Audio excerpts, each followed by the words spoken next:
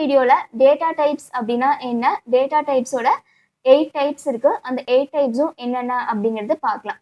So data type அப்படிங்கிறது எதுக்காக use பண்றோம் அப்படின்னு பார்த்தீங்கன்னா, இப்போ நம்ம ப்ரீவியஸ் வீடியோல வேரியபிள்ஸ் வந்து பார்த்துருந்தோம்.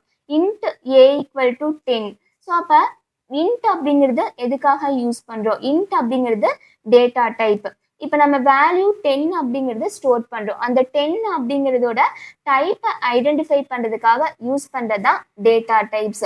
பிகாஸ் நம்பர்ஸ் வந்து பார்த்தீங்கன்னா ஹோல் நம்பர்ஸாக இருக்கலாம், டெசிமல்ஸாக இருக்கலாம். ஸோ நம்ம டைப் கொடுக்கல அப்படின்னா கம்பைலருக்கு தெரியாது.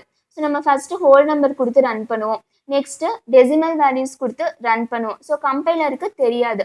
ஸோ அதனால நம்ம டேட்டா டைப் யூஸ் பண்றோம். டேட்டா டைப் அப்படிங்கிறது வேல்யூவோட டைப் என்ன அப்படிங்கிறத ஐடென்டிஃபை பண்றதுக்காக யூஸ் பண்றதுதான் டேட்டா டைப்.